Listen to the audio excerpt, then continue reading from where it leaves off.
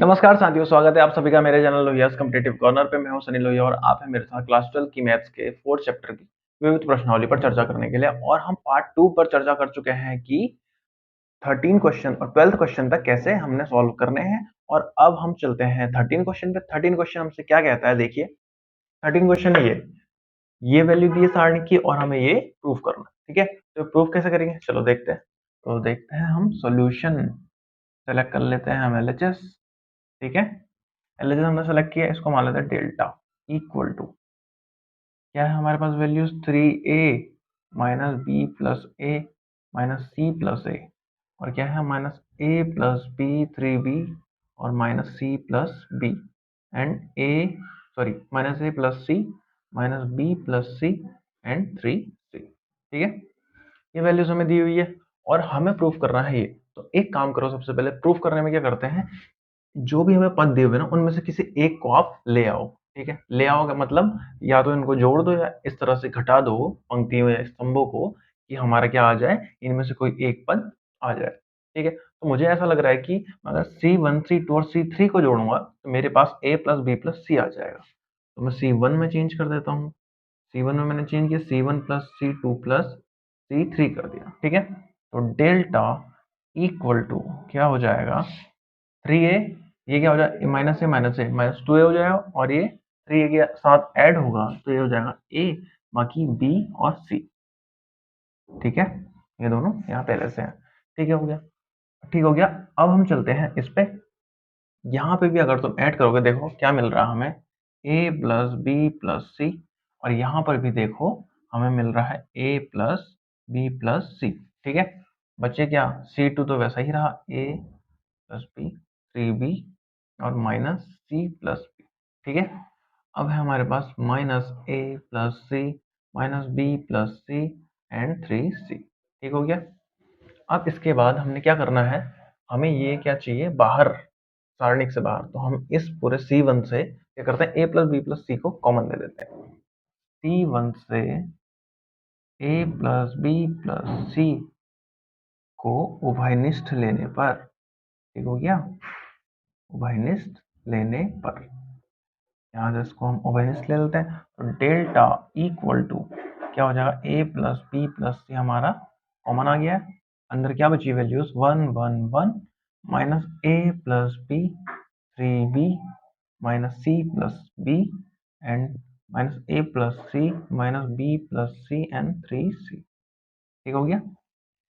अच्छा, अब हमें क्या चाहिए, A B plus B C plus A C. ये तो हमें कहीं नजर ही नहीं आ रहा है, ए बी बी सी ए सी कहीं नजर नहीं आ रहा है। तो हम कॉमन लेने की सोच भी नहीं सकते, ना कि हम इनको ऐड करके हम कुछ कुछ इनमें इस तरह से परिवर्तन कर सकते हैं कि ये आए। तो हम एक काम करते हैं, हमें हमारे पास एक ही ऑप्शन बचता है प्रसार करने का। तो प्रसार करने के लिए हम एक काम करते हैं, इसको थोड़ा छोटा कर देते हैं। छोटा करने के लिए हम क्या करते थे, 1 की जगह पे 0 बना देते हैं, जो कि हमें क्वेश्चन सॉल्व करने में आसानी हो। तो ऐसा करते हैं, हम इस पंक्ति में और इस पंक्ति में चेंज कर देते हैं, या इस पंक्ति में और इस पंक्ति में चेंज कर देते हैं। ठीक है, तो चलो चेंज करते हैं। क्योंकि देखो मैं इस पंक्ति और इस पंक्ति को क्यों चेंज कर रहा हूँ, यहाँ 3b और 3c है, यहाँ पे तो 3 वाला कोई पद ही नहीं है, तो सबसे बड़ा पद इनमें है, तो इनको ही छोटा बना लेते हैं हम। तो सॉरी, ये क्या है, R2 और R3। R2 में हमने चेंज किया, R2 माइनस R1 कर दिया, और R3 में क्या चेंज किया हमने, R3 माइनस R1। ठीक हो गया। तो delta equal to a plus B plus C. ठीक है, तो अंदर वैल्यूज क्या रही, R1 तो सेम रहेगा, 1 minus A plus B and minus A plus C. ठीक है, और ये 1 से ये 1 माइनस होगा तो क्या आ जाएगी वैल्यू 0, और 3b माइनस इतना होगा तो कितना आएगा, a प्लस 2b। ठीक है, इससे ये माइनस करो, क्या हो जाएगा, माइनस बी प्लस ए हो जाएगा। ठीक है, अब इससे ये माइनस करो, ये हो जाएगा 0, इससे इसे माइनस करो, ये हो जाएगा हमारे पास माइनस सी प्लस ए। ठीक है, और इससे ये माइनस करो, हमारे पास क्या हो जाएगा, 2c प्लस ए। ठीक है, ये हमारी इतनी वैल्यूज चेंज हो चुकी है। अब एक काम करते हैं, हम इससे आगे तो हमें कुछ लग नहीं रहा है कि हम यहाँ से कॉमन ले सकते हैं, तो हम क्या करते हैं, इसका प्रसार कर देते हैं R1 के सापेक्ष। ठीक है, R1 के सापेक्ष प्रसरण करने पर, ठीक है, प्रसरण या प्रसार कुछ भी कह लो आप, प्रसरण करने पर। तो हमने प्रसरण किया भाई, तो डेल्टा इक्वल टू क्या आएगा, ए प्लस बी प्लस सी, तो हमारे पास पहले से अवेलेबल है। अब हम क्या कर रहे हैं, प्रसार।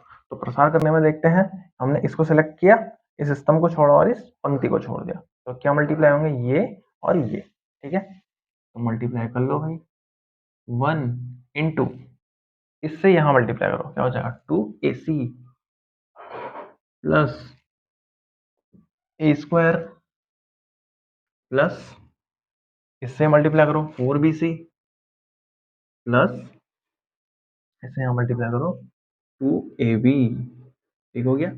अब माइनस, क्या हो जाएगा, ये इंटू ये, माइनस सी से माइनस बी मल्टीप्लाई हुआ, क्या है हमारे पास, प्लस का बी सी, प्लस का बी सी है तो माइनस आगे से पहले से ऑलरेडी, यहाँ देखो माइनस ऑलरेडी है, तो क्या हो जाएगा, माइनस का बी सी, ठीक है। और इससे, सॉरी, माइनस सी से ए को मल्टीप्लाई किया, क्या आना चाहिए था, माइनस ए सी आना चाहिए था, लेकिन प्लस का ए सी आएगा, क्यों, ये आपको पता है, बीच में माइनस है, ठीक हो गया। अब उसके बाद ए से माइनस बी मल्टीप्लाई हुआ, क्या आना चाहिए था, माइनस ए बी, लेकिन यहाँ आएगा प्लस का ए बी, ठीक। अब ए से ए मल्टीप्लाई हुआ, प्लस का ए स्क्वायर आना चाहिए था, लेकिन ये आएगा माइनस का ए स्क्वायर, ठीक है, इतना क्लोज। अब इस स्तंभ को सिलेक्ट करो, मतलब इस अवयव को सिलेक्ट करो, तो क्या छोड़ना पड़ेगा, ये स्तंभ और ये पंक्ति, ठीक है। तो हमने क्या करना है, ये स्तंभ छोड़ दिया, ये पंक्ति छोड़नी है, ये और ये एलिमेंट बचे हमारे पास, तो जीरो यहाँ मल्टीप्लाई होगा इस पूरे एलिमेंट से, वो जीरो बना देगा, ये जीरो यहाँ सारे एलिमेंट से मल्टीप्लाई होकर जीरो बना देगा, तो हमारे पास क्या बचेगा, minus, minus A plus B into zero minus zero, zero minus zero कैसे है आपको पता है ना, जीरो माइनस जीरो। अगेन हमने इसको सेलेक्ट किया, ये स्तंभ छोड़ा और ये पंक्ति छोड़ दी, तो देखो ये इससे मल्टीप्लाई होगा, ये इससे मल्टीप्लाई होगा, फिर से क्या हो जाएगा, जीरो माइनस जीरो, ठीक है, प्लस, क्या है हमारे पास, minus A plus C select किया हमने, ठीक है, इंटू जीरो माइनस जीरो, इतना समझ आ रहा है आपको, ठीक है। ये कैसे होगा, क्योंकि हमने ये सिलेक्ट किया, ये यहाँ पे दिख रहा है, ठीक है, इस स्तंभ को छोड़ा, इस पंक्ति को छोड़ा, ये इससे मल्टीप्लाई हुआ, जीरो हो गया, ये इससे मल्टीप्लाई हुआ, जीरो हो गया, ठीक है, इट इज क्लियर। अब हम चलते हैं आगे, ए प्लस बी प्लस सी।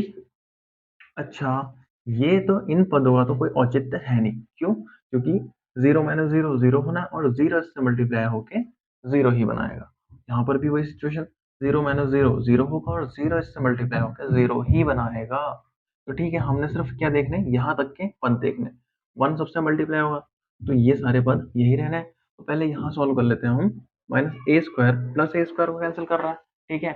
अब एसी वाले पद देखो, एसी वाले कौन कौन से पद है भाई, यहाँ पे हमारा एक ये है एसी और कुछ नहीं है, तो ये हो गया 3ac, ठीक है। अब बीसी वाले पद देखो, ये है बीसी, ये है बीसी और कहीं नहीं है ना, 4 - 1 कितना हो जाएगा, 3bc, 3bc, ठीक है।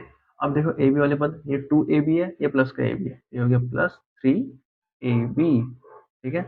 हमें क्या चाहिए था, मुझे लग रहा है कि आ चुका है आंसर, क्योंकि हम क्या कर सकते हैं, ए प्लस बी प्लस सी, यहाँ से हम 3 कॉमन ले सकते हैं, अंदर क्या बचेगा हमारे पास, A C plus B C plus A B, ठीक है। तो डेल्टा इक्वल टू 3 आगे मल्टीप्लाई कर दो, 3 × ए प्लस बी प्लस सी इंटू, अच्छा ये किस पद में है, इस फॉर्म में चेंज कर लो इसको, अंतर क्या है, क्योंकि 2 में 3 जोड़ा है, 3 में 2 2 जोड़ो, बात एक ही है, तो इसको लिख लो इस तरीके से, A B plus B C plus A C, तो मुझे लग रहा है LHS इक्वल टू RHS हो चुका है, यही तो हमें प्रूव करना था, तो ठीक है, अगर आपको समझ आ गया तो आप इसे नोट कर सकते हैं।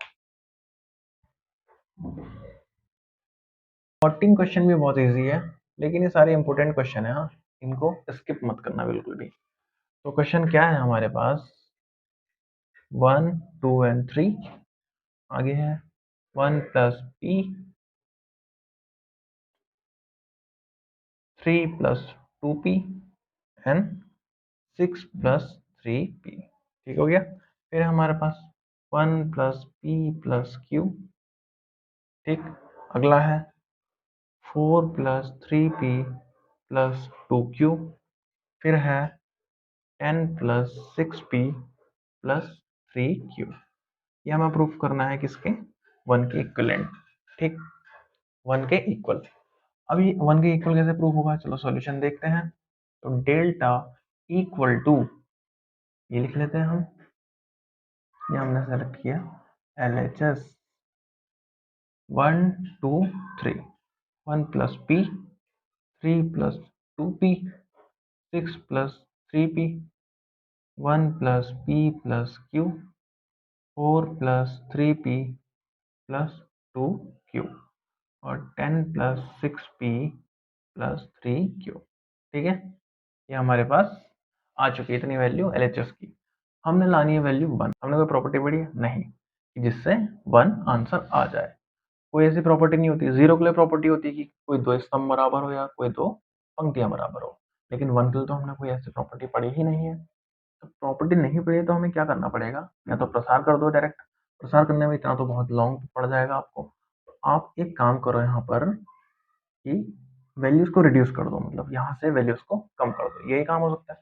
तो हम ऑपरेशंस लगाते हैं, यहाँ ऑपरेशंस लगाते हैं। तो चलो चेंज करके देखते हैं क्या होगा। अच्छा, मैं एक काम करता हूँ, अगर मैं इस पंक्ति में से इसको माइनस कर दूं 2 से मल्टीप्लाई करके, तो देखते हैं क्या आता है। ठीक है, R2 में मैं चेंज कर देता हूँ R2 माइनस 2R1। ठीक है, तो डेल्टा इक्वल टू क्या हो जाएगा, 2 से 2 माइनस किया क्योंकि इसमें मैं 2 मल्टीप्लाई कर रहा हूँ, ये भी 2 हो जाएगा। ये R1 तो पहले सेम ही रहने दो। ठीक है, 1 plus P plus Q. R2 में चेंज किया ना हमने, 2 माइनस 2 0। ये 2 कैसे हुआ, क्योंकि 2 R1 में मल्टीप्लाई है। अब 3 प्लस 2p है, यहाँ 2 से मल्टीप्लाई हुआ तो 2 प्लस 2p हो जाएगा। तो 3 माइनस 2 1 हो गया। ठीक है, और 2p माइनस 2p 0, तो 0 लिखने की जरूरत है नहीं। ठीक है, अब इससे ये माइनस करो 2 मल्टीप्लाई करके, 4 माइनस 2 ये हो गया 2, 3p माइनस 2p ये हो गया प्लस p, और 2q माइनस 2q, तो ये 0 लिखने की जरूरत नहीं है। अब हम R3 में भी चेंज करते हैं। ऐसा करता हूँ मैं, यहाँ 3 है ना, इसको भी 3 से मल्टीप्लाई करके माइनस कर देता हूँ। R3 में चेंज किया मैंने, R3 माइनस 3R1। ठीक है, 3 माइनस 3 ये हो गया 0। 6 plus 3p minus 3 plus 3p, क्योंकि 3 से मल्टीप्लाई कर रहे हैं हम, तो ये हो जाएगा 3, और 3p से 3p माइनस किया 0। ठीक है, अगेन इससे इसको माइनस करो 3 मल्टीप्लाई करके, तो 10 माइनस 3 ये हो जाएगा 7, 6p माइनस 3p ये हो जाएगा 3p, और 3q माइनस 3q 0। ठीक है, तो मुझे लग रहा है इतनी फाइनल वैल्यू आ चुकी है, क्योंकि यहाँ पे 0 आ चुके हैं पद। अच्छा, ये 0 आ चुके हैं, तो लास्ट हमारे पास क्या ऑप्शन रहता है, प्रसार करने का। चलो हमारे पास ये पावर तो है, प्रसार कर देते हैं।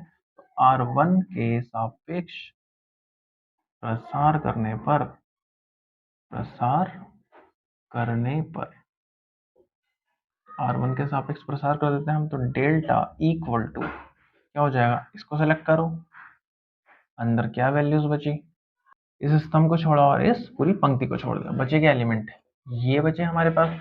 इससे इसको मल्टीप्लाई करो, क्या हो जाएगा 7 प्लस 3p, इससे इसको मल्टीप्लाई करो और माइनस कर दो, ये हो जाएगा माइनस का 6 और माइनस 3p। ठीक है, अब बचा हमारे पास ये माइनस 1 प्लस p। ठीक है, अंदर क्या मल्टीप्लाई होगा, इस स्तंभ को छोड़ो, इस पंक्ति को छोड़ दो, तो 0 इंटू इतना, तो ये हो जाएगा 0, 0 इंटू ये भी हो जाएगा 0। ठीक है, अब बचा हमारे पास ये वाला पद, plus 1 plus p plus q। ठीक है, इसके साथ क्या मल्टीप्लाई करना है हमने, ये स्तंभ छोड़ा और ये पंक्ति छोड़ दी, 0 माइनस 0 इंटू 3 ये हो जाएगा 0, 0 इंटू 1 ये भी 0। ठीक है, तो मुझे लग रहा है ये पूरे पद 0 आने हैं। ठीक है, इसका कोई औचित्य नहीं है, इसको लिखो या ना लिखो। तो यहाँ मल्टीप्लाई करना हमने, यहाँ देख लेते हैं 1 इंटू, अच्छा पहले क्या करते हैं, हम अंदर सॉल्व कर लेते हैं। 7 माइनस 6 1, 3p माइनस 3p, इसने इसको कैंसिल कर दिया। तो मुझे लग रहा है यार आंसर तो आ चुका है, तो फाइनल आंसर हमें यही लाना था। और ये हमारा आ चुका है, तो हम कह सकते हैं LHS इक्वल टू RHS। हमारा क्वेश्चन सॉल्व हो चुका है। ठीक है, जो हमसे कहा था इसने। ठीक है, अगर आपको समझ आ गया तो आप इसे नोट कर सकते हैं।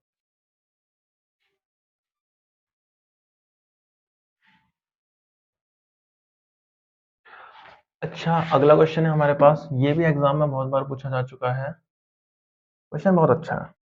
क्या है हमारे पास? Sine alpha, sine beta and sine gamma, और है कॉस अल्फा, कॉस बीटा और कॉस गामा। और अगला पद है हमारे पास cos alpha, alpha plus delta. ठीक है, कॉस बीटा प्लस डेल्टा, और अगला है कॉस गामा प्लस डेल्टा। ठीक है, ये हमने किसके इक्वल प्रूफ करना है? ये हमने प्रूफ करना है जीरो। ठीक है, जीरो के इक्वल कैसे प्रूफ होगा भाई? हमें हमने एक प्रॉपर्टी पढ़ी है क्या, कि अगर किसी भी सारणी के दो स्तंभ या दो पंक्तियां इक्वल हो जाएं तो उसकी वैल्यू क्या होती है? जीरो। ठीक है, तो जीरो लाने के लिए हमें किसी दो स्तंभ या दो पंक्ति को इक्वल करना पड़ेगा। तो चलो हम देख लेते हैं इक्वल होंगे कैसे। सबसे पहला काम, हम LHS सेलेक्ट कर लेते हैं। देखो सॉल्यूशन, तो यहाँ हमने सेलेक्ट किया LHS। तो डेल्टा इक्वल टू क्या है हमारे पास वैल्यू, उसको नोट कर लो। Sine alpha, sine beta and sine gamma. ठीक हो गया। उसके बाद है cos alpha, cos beta and cos gamma. अगला है ये कॉस अल्फा प्लस डेल्टा पढ़ते हैं इसे। ठीक है, कॉस बीटा प्लस डेल्टा, अगला कॉस गामा प्लस डेल्टा। ठीक है, अच्छा ये वैल्यूज तो हमें मिल गई। अब उसके बाद हमने करना क्या है भाई? आगे करना ये है हमें कि इस फॉर्मूले को ओपन कर दो। कॉस एक्स प्लस वाई का फॉर्मूला आपने पढ़ा है। क्या होता है कॉस एक्स प्लस वाई का फॉर्मूला? ये होता है cos x into cos y minus sin x into sin y. ठीक है, तो इस फॉर्मेट में ओपन कर दो इसे। तो क्या बचेगा हमारे पास? स्तंभ वन वही रहेगा। ठीक है, और स्तंभ टू में भी वही रहनी है वैल्यूज। लिख लेते हैं हम इसे कॉस गामा। स्तंभ थ्री को ओपन कर दो इस फॉर्मेट में। तो क्या करेंगे हम? Cos alpha into cos delta minus sine alpha into sine delta. ठीक है, अगला क्या हो जाएगा? Cos beta into cos delta minus sign beta into sine delta. ठीक हो गया। अगला है cos gamma into cos delta minus sign gamma into sine delta. समझ आ रहा ना आपको? यहाँ पे हमें क्या लानी है वैल्यू? जीरो। और जीरो कब आता है मान किसी भी सारणी का? जब या तो दो स्तंभ बराबर हो, इन तीनों में से कोई भी दो स्तंभ बराबर हो, या इन तीनों में से कोई भी दो पंक्तियां बराबर हो। ठीक है, लेकिन कोई भी मुझे ऐसा नहीं लग रहा है यहाँ पे कि दोनों इक्वल आ रहे हैं। ठीक है, इक्वल नहीं आ रहे तो हम एक काम कर सकते हैं, इक्वल हमें लाना पड़ेगा। और इक्वल कैसे लाएंगे? सबसे पहला काम करते हैं हम इन दोनों में से किसी एक पद को हटा देते हैं। यहाँ से हटाएंगे कैसे? मुझे ऐसा लग रहा है कि ये क्या है, पूरा माइनस का पद है। ठीक है, अगर मैं इसमें साइन डेल्टा मल्टीप्लाई कर दूं और इसके साथ जोड़ दूं, ठीक है, तो क्या हटेगा? ये हट जाएगा। पूरे स्तंभ में ऐसा ही होगा। तो चलो यही चेंज कर लेते हैं हम। देखते हैं क्या आता है। C3 में हमने चेंज किया, तो C3 plus sign delta into C1। ठीक है, ऐसा करके देख लेते हैं हमें क्या प्राप्त होता है। तो चलो, हमने C1 में तो कोई चेंज नहीं किया है भाई। साइन अल्फा और sine beta and sine gamma. यहाँ पे क्या बचा हमारे पास?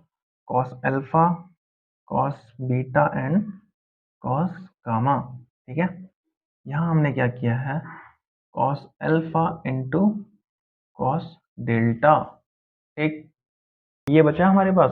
अब अगले वाले में देखो, इससे मैं इस पूरे पद से क्या कर रहा हूँ, इतना माइनस कर दे, sine delta into sine beta plus हो जाएगा, ये तो माइनस की वैल्यू है, तो ये पूरा कैंसिल हो जाएगा, तो बचेगा क्या हमारे पास, cos beta into cos delta. ठीक है, समझ आ रहा है आपको। और फिर से हमने क्या किया है, cos gamma into cos delta में जो माइनस का पद है उसके साथ हम क्या जोड़ दे रहे हैं, sign gamma into sine delta. ठीक है, तो ये है माइनस का पद, ये हो जाएगा प्लस का पद, तो क्या बचेगा हमारे पास, सिर्फ cos gamma into cos delta. ठीक है, तो आपको इतना समझ आ रहा होगा, तो चलते हैं हम आगे। तो डेल्टा इक्वल टू, यहां से हम एक काम करते हैं ना, चलो, कि अगर मैं देखो कॉस डेल्टा तीनों पद उसमें है, तीनों पदों में, ठीक है, तीनों पदों में कॉस डेल्टा है, तो हम क्या करते हैं, इस पूरे स्तंभ से कॉस डेल्टा को कॉमन ले लेते हैं, C3 से कॉस डेल्टा बाइनिस्ट लेने पर, ठीक है, लेने पर यहाँ से हम ओवेनिस्ट ले लेंगे, तो डेल्टा इक्वल टू क्या आ जाएगा, कॉस डेल्टा तो बाहर आ गया, चलो भाई इसको बाहर ले लिया, अंदर क्या वैल्यूज बची, sign alpha, sine beta and sine gamma, और यहाँ क्या वैल्यूज बची, cos alpha, cos beta and cos gamma. ठीक है, यहाँ पे क्या वैल्यूज बची, ये तो पूरा हमने हटा दिया है, तो बचा हमारे पास cos alpha, cos beta, cos gamma. ठीक है, तो मुझे ऐसा लग रहा है कि ये और ये स्तंभ क्या है, एक दूसरे के इक्वल है, तो जब दो स्तंभ एक दूसरे के इक्वल हो तो सारणी का मान क्या आता है, 0। तो मुझे लग रहा है कि LHS जो हमने सेलेक्ट किया था RHS के इक्वल आ चुका है, तो हम कह सकते हैं LHS इक्वल टू RHS। ठीक है, तो अगर आपको क्वेश्चन समझ आ गया है तो आप इसे नोट कर सकते हैं। अगला क्वेश्चन है हमारे पास, ये भी बहुत इजी है, जैसा अभी तक हम पढ़ते हुए आए हैं सेम वही है, बस थोड़ा सा इसमें डिफरेंट है। जो हम ऊपर एक चर राशि को पढ़ते थे, यहाँ अपॉन में एक चर राशि दे दी गई है, यह आप क्वेश्चन पहले कर चुके हैं, बस उसका फॉर्मेट थोड़ा अलग था। 2 upon x, 3 upon y plus 10 upon z equal to 4, यह है इक्वेशन फर्स्ट। ठीक है, अगली इक्वेशन हमारे पास 4 upon x plus 6 upon y plus 5 upon z equal to 1, equation second.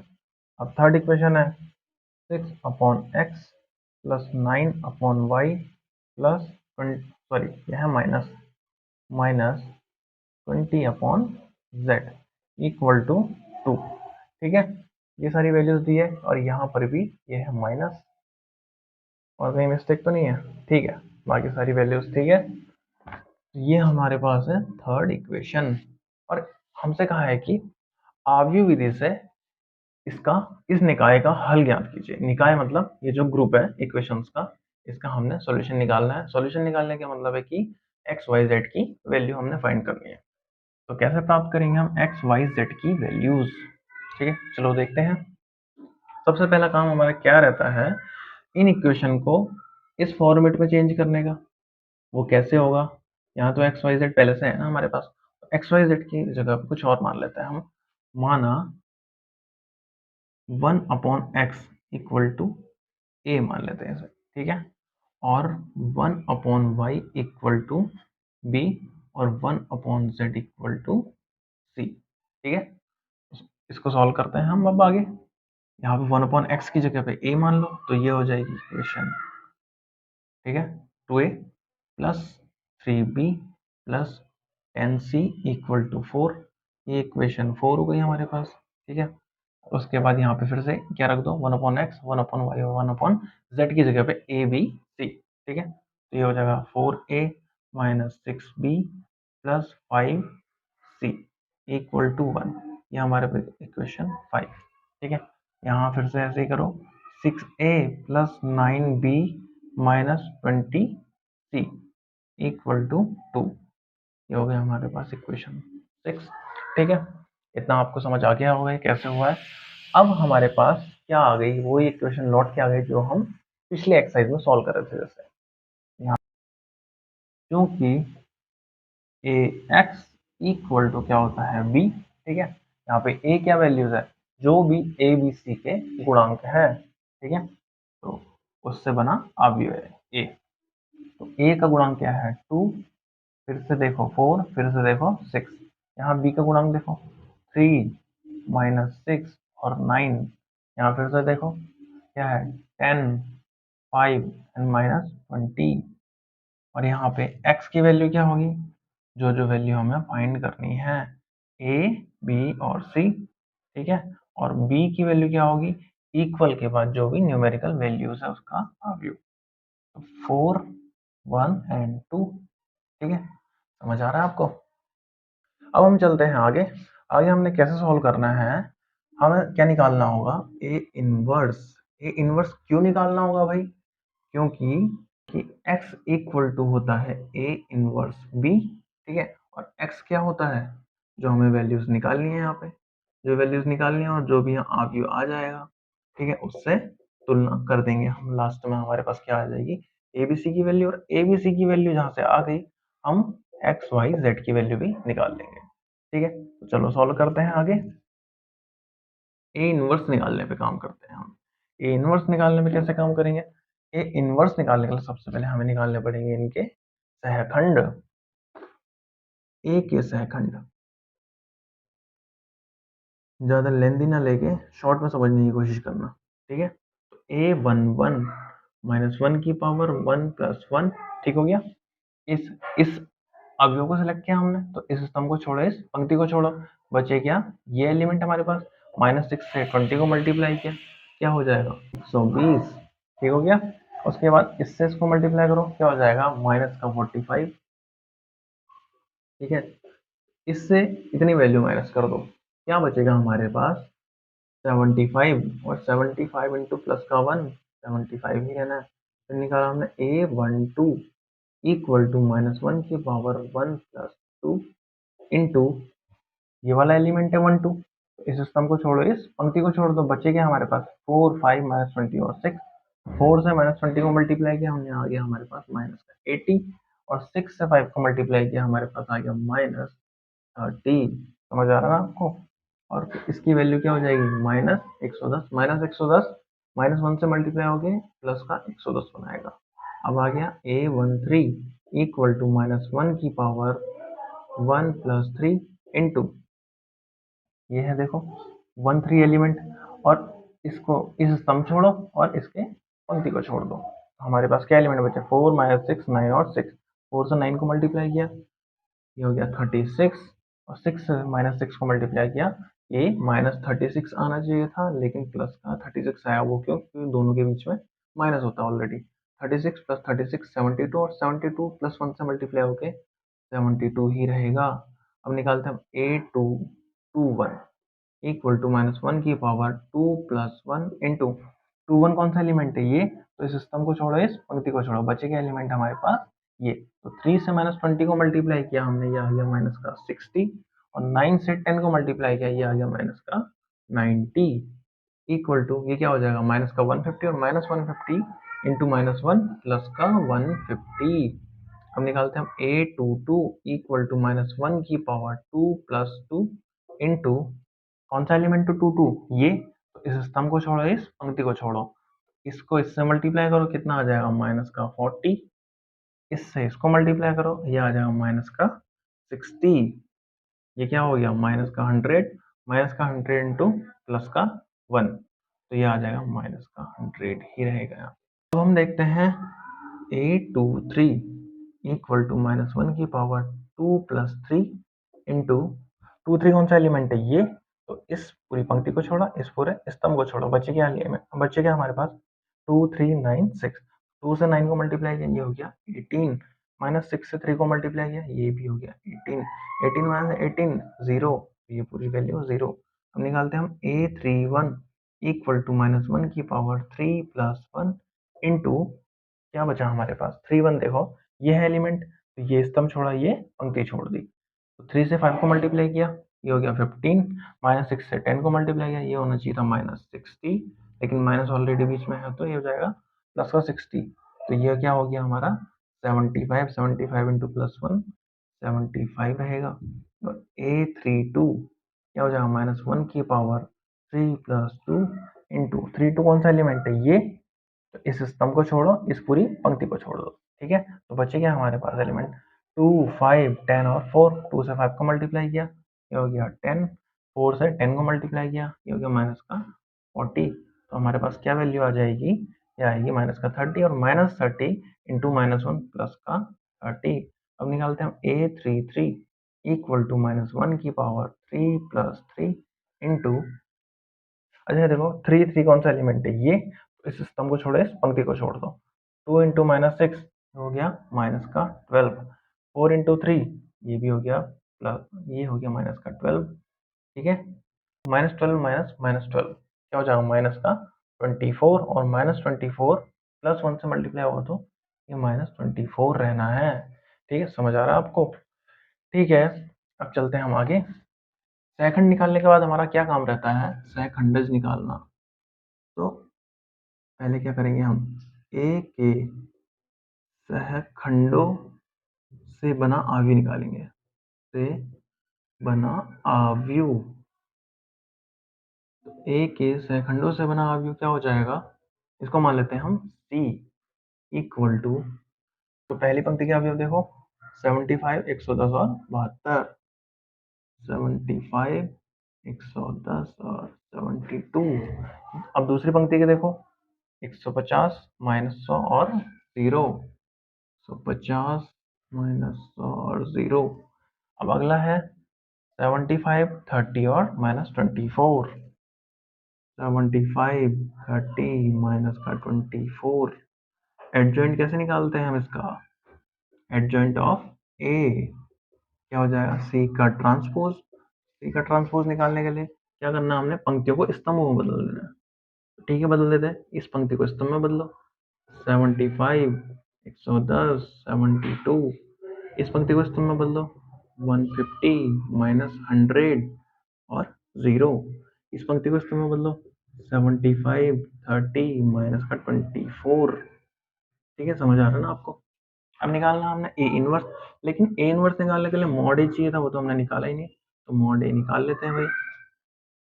Mod ए की वैल्यू क्या आएगी यहाँ से, देखो सबसे पहले सेलेक्ट किया हमने 2, इस पंक्ति से सापेक्ष, इस पंक्ति के सापेक्ष कर लेते हैं हम प्रसार, इस पंक्ति में 2 आ गया, और 2 किससे मल्टीप्लाई होगा, इस स्तंभ को छोड़ा, इस पंक्ति को छोड़ा, इससे ये और इससे ये, यहाँ से क्या आ जाएगी वैल्यू 120 -45, इतनी वैल्यू आ गई। उसके बाद क्या है एलिमेंट देखो 3, तो यहाँ आ गया माइनस का 3 इंटू, क्या मल्टीप्लाई होगा इससे, ये स्तंभ छोड़ो, ये पंक्ति छोड़ दो, 4 से 20, तो ये आ जाएगा माइनस का 80, और 6 से 5 ये आ जाएगा माइनस का 30। उसके बाद क्या है हमारे पास एलिमेंट 10, 10 सेलेक्ट किया हमने, बचे क्या एलिमेंट हमारे पास, इस स्तंभ को छोड़ो, इस पंक्ति को छोड़ दो, 4 से 9 मल्टीप्लाई किया, ये हो गया 36, फिर देखो 6 से 6 मल्टीप्लाई किया, ये हो गया प्लस का 36। ठीक है, यहाँ पे क्या वैल्यू आनी है 75, और 75 2 से मल्टीप्लाई होगी बन जाएगा 150। यहाँ पे क्या वैल्यू आनी है हमारे पास, माइनस का 110, माइनस का 110 3 से मल्टीप्लाई हो गया बनाएगा 330, लेकिन प्लस का। ठीक है, उसके बाद यहाँ देखो प्लस 36 प्लस 36 क्या हो जाना है 72, और 72 इंटू 10 720। ठीक है, समझ आ रहा है आपको। अब इन सभी को ऐड कर लो, यहाँ से क्या हो जानी वैल्यू 1050, 1050 प्लस 150 कितना हो जाएगा 1200। ठीक है, अब उसके बाद हम चलते हैं आगे, किस पे, ए इनवर्स पे। ए इनवर्स क्या है हमारे पास, एडजॉइंट अपॉन मॉड। ठीक है, एडजॉइंट की वैल्यू क्या है, सॉरी मॉड की वैल्यू हमारे पास 1 अपॉन 1200 इंटू एडजॉइंट की वैल्यू क्या है हमारे पास, ये 75 150 75 110 -100 30 72 0 माइनस का 24। ठीक है, उसके बाद हमने निकाल ली है वैल्यू, तो चूंकि x इक्वल टू होता है ए इनवर्स बी। ठीक है, तो x की वैल्यू क्या है हमारे पास, ए बी सी। ठीक है, और ए इनवर्स की वैल्यू क्या है हमारे पास, ये 1/1200 इंटू 75 150 75, उसके बाद है 110 माइनस 100 30 72 0 एंड माइनस का 24। अच्छा बी की वैल्यू क्या है भाई, बी की वैल्यू अभी अभी लिखी थी हमने 4 1 एंड 2, ठीक है। तो हमारे पास वैल्यूज आ गई 1/1200, सभी को मल्टीप्लाई करके ऐड कर दो। इससे ये मल्टीप्लाई होगा, क्या हो जाएगा 300, इससे ये मल्टीप्लाई होगा क्या हो जाएगा 150, इससे ये मल्टीप्लाई होगा क्या हो जाएगा 150, अगेन इससे ये मल्टीप्लाई हुआ क्या हो जाएगा 440, इससे ये मल्टीप्लाई हुआ ये हो जाएगा माइनस का 100, इससे ये मल्टीप्लाई हो गया हो जाएगा प्लस का 60, इससे ये मल्टीप्लाई करो ये हो जाएगा 288, ठीक है। उसके बाद इससे ये मल्टीप्लाई हुआ ये हो जाएगा 0, इससे ये मल्टीप्लाई हुआ ये हो जाएगा माइनस का 48, ठीक है। आई होप आपको इतना समझ आ गया होगा। तो ऐसा करता हूँ मैं इसे रफ कर लेता हूँ और यहाँ पे इसे सॉल्व कर लेता हूँ, आप इसे नोट कर लो।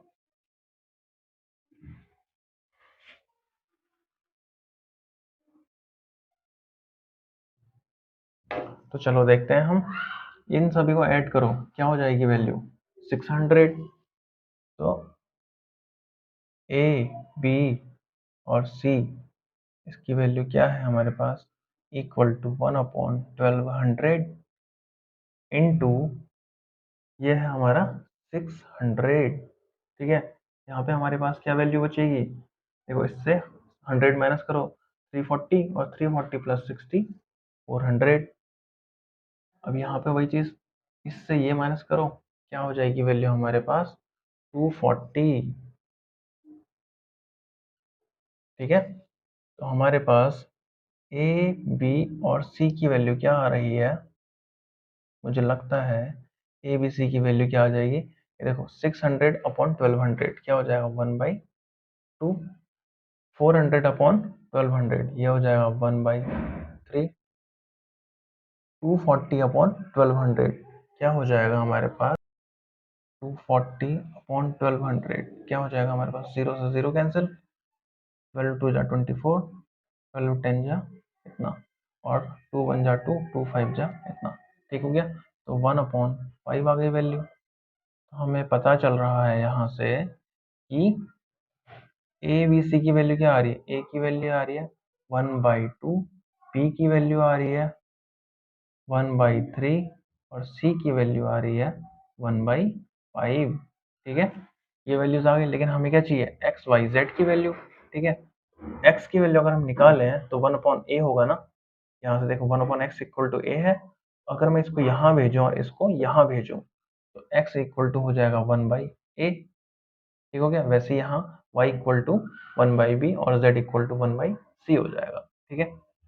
तो निकाल लेते हैं हम x की value, x equal to 1/a मतलब कि 1/1/2, यहाँ वैल्यू सॉल्व कर लो, इसको यहाँ भेजो क्या हो जाएगा ये x इक्वल टू 2, वैसे ही y इक्वल टू 1/1/3, इसको यहाँ मल्टीप्लाई करो क्या हो जाएगी y की वैल्यू 3, वैसे ही z इक्वल टू 1/1/5, ये यहाँ मल्टीप्लाई हो जाएगा तो z इक्वल टू आ जाएगा 5। तो क्या वैल्यूज चाहिए थी हमें एक्स वाई जेड की, और एक्स वाई जेड की वैल्यू हम निकाल चुके। तो अगर आपको क्वेश्चन समझ आ गया तो आप इसे नोट कर सकते हैं। हम चलते हैं नेक्स्ट क्वेश्चन पे।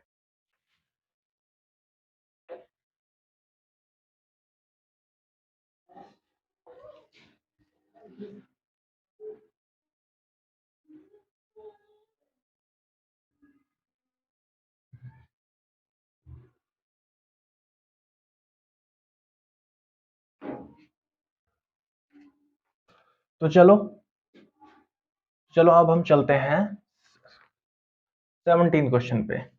17 क्वेश्चन हमसे क्या कहता है, ये भी बहुत इजी है, बस थोड़ा ध्यान देने की जरूरत है, 10th की चीज है, ठीक है। तो हमें क्वेश्चन दिया है इसने x प्लस 2 और x प्लस 3, x प्लस 4।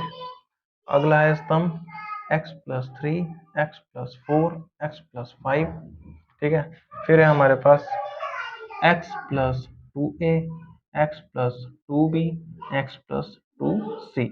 ठीक है, ये हमें वैल्यू दी है, कह रहा है कि इसका मान निकालिए, मान क्या होगा। तो मान कैसे निकालेंगे हम, हमें एक काम करना है। यहाँ पे क्वेश्चन हमें ये दिया गया है और हमसे क्वेश्चन ने कहा है कि ए बी सी क्या है, एपी में है। एपी मतलब समांतर श्रेणी। ठीक है, अगर समांतर श्रेणी में कोई पद होते हैं तो क्या होता है उसमें, A2 minus A1 equal to D होता है। ठीक है, डी क्या होता है, दो पदों के बीच का अंतर। ठीक हो गया। और A3 minus A2 equal to क्या होता है, ये भी डी होता है। जब दोनों डी के इक्वल है तो आपस में भी तो इक्वल होंगे ना। तो A2 minus A1 equal to A3 minus A2, ये हो जाएगा। अब यहाँ देखो A2 क्या है, B, और A1 क्या है, A। वैसे ही A3 क्या है यहाँ पे, C, और A2 क्या है, B। ये कहना चाह रहा है कि इस केस में मतलब कि इस सारणिक में क्या है, b minus a equal to c minus b है। ठीक है, तो जब ये है हमारे पास तो हम इसको लेके आगे क्वेश्चन सॉल्व करेंगे। सबसे पहले आपका क्या काम रहेगा, इसका हमने मान निकालना है। मान निकालने के लिए सबसे पहले ये देखो कि b माइनस ए कहाँ से आ सकता है। तो मुझे लग रहा है कि b क्या है यहाँ पे, a क्या है यहाँ पे। ठीक है, और c माइनस बी कहाँ से आ सकता है, c यहाँ पे और b यहाँ पर है। ठीक है, तो मैं दो काम करता हूँ यहाँ पे। हमें दिया है, क्या दिया है, b minus a equal to c minus b. ठीक है, ये ध्यान रखना। अब हम सॉल्यूशन देखते हैं। सॉल्यूशन में क्या करेंगे हम इससे ये माइनस कर देते हैं। बोले तो R2 में चेंज किया हमने, R2 माइनस R1 कर दिया। ठीक है, और इससे फिर से R2 माइनस कर देते हैं, मतलब R3 से हमने R2 माइनस कर दिया। ठीक, तो हमारे पास क्या आनी वैल्यू, डेल्टा इक्वल टू, इससे ये माइनस करो, क्या हो जाना है। अच्छा, पहले तो R1 में हमने कोई चेंज नहीं किया, इसको ऐसे ही नोट कर लेते हैं, x प्लस 2, x प्लस 3 और x प्लस 2a। ठीक हो गया, इससे हमने ये माइनस किया तो क्या आ जाना हमारे पास, x से x माइनस हो जाएगा, 3 से 2 माइनस होगा तो बचेगा 1। यहाँ x से x माइनस हो जाएगा, 4 से 3 माइनस होगा तो बचेगा 1। इससे ये माइनस होगा तो क्या हो जाएगा, x से x माइनस हो जाएगा। ठीक है, और 2b से 2a माइनस करेंगे हम तो मुझे लगता है कि 2 कॉमन आएगा तो बचेगा अंदर क्या, b माइनस a। ठीक है, इतना समझ आ रहा होगा आपको। और यहाँ इस पद से इस पद को माइनस करो तो क्या हो जाएगा, x माइनस एक्स 0 और 4 माइनस 3, यहाँ बचेगा 1। यहाँ माइनस करो, x से x कैंसिल, 5 से 4 माइनस होगा तो बचेगा 1। यहाँ भी माइनस करो, x से x कैंसिल, 2c से 2b माइनस हो जाएगा तो 2 कॉमन आ रहा है तो c माइनस b हो जाएगा यहाँ। ठीक है, अच्छा देखो इतनी वैल्यू तो हमारे पास आ चुकी है। तो अब हम एक काम करते हैं, हमें जो दिया हुआ है उसका हम यूज कर लेते हैं। ठीक है, क्या दिया हमें, b minus a equal to c minus b. अच्छा देखो यहाँ पे b माइनस ए है, यहाँ c माइनस बी है। इन दोनों में से किसी भी एक को एक दूसरे की तरह बना लो। एक दूसरे की तरह बना लो का मतलब कि हम b माइनस ए को क्या लिख सकते हैं, c माइनस बी, या c माइनस बी को हम लिख सकते हैं b माइनस ए। किसी में से भी एक यूज कर लो। चूंकि p minus a equal to c minus b है, इसलिए डेल्टा इक्वल टू क्या हो जाएगा, x plus 2 1 1, x plus 3 1 1, x plus 2a। तो यहाँ पे हम लिख लेते हैं b माइनस ए की जगह पे c माइनस बी, 2 इंटू सी माइनस बी, और 2 इंटू सी माइनस बी है ऑलरेडी। ठीक है, तो मुझे ऐसा लग रहा है चूंकि R2, ये है R2 इक्वल टू R3 है। ठीक है, किसी भी सारणी की जब दो स्तंभ, ठीक है, इन तीनों में से कोई भी दो स्तंभ या दो पंक्तियां आपस में बराबर हो जाती हैं तो उस सारणी का मान क्या होता है, 0। तो हम कह सकते हैं डेल्टा इक्वल टू 0। तो हमारा 17th क्वेश्चन का आंसर आ चुका है, वो क्या है, 0। अगर आपको क्वेश्चन समझ में आ गया है तो आप इसे नोट कर सकते हैं। अच्छा, तो जो 18 क्वेश्चन है हमारे पास, 18 क्वेश्चन में क्या कहा है कि एक्स वाई जेड शून्येतर वास्तविक संख्या है। शून्येतर मतलब कि शून्य के अलावा कोई भी संख्या हो सकती है, ठीक है, मतलब वो शून्य नहीं होनी चाहिए, ठीक है। तो इसमें यहाँ कहा है कि आव्यूह ए का व्युत्क्रम निकालिए। आव्यूह ए का व्युत्क्रम तो आपको निकालना आता ही है। एक्स वाई जेड शून्य नहीं है तो मतलब कुछ और होंगे, तो आप इसका मान खुद से निकाल सकते हैं। तो ये क्वेश्चन मैं छोड़ रहा हूँ। अगला क्वेश्चन है हमारे पास, ए का डिटर्मिनेंट निकालना, मतलब ए का सारणिक निकालना है हमने। तो वो कैसे निकालेंगे, डेल्टा की वैल्यू निकाल लेना, जैसे अभी तक हम सॉल्व करते हुए आ रहे थे, ठीक है। तो आपका आंसर आ जाएगा। बहुत ही सिंपल क्वेश्चन है। अगर आप क्वेश्चन सॉल्व नहीं कर पाते हैं या कोई दिक्कत होती है, आप प्लीज मुझे बता दीजिएगा कमेंट बॉक्स में, और मैं आपको एक नई वीडियो अपलोड करके दे दूंगा। तो ठीक है, आज के सेशन में बस इतना ही। हम एक्सरसाइज कंप्लीट कर चुके हैं। आज के लिए थैंक यू।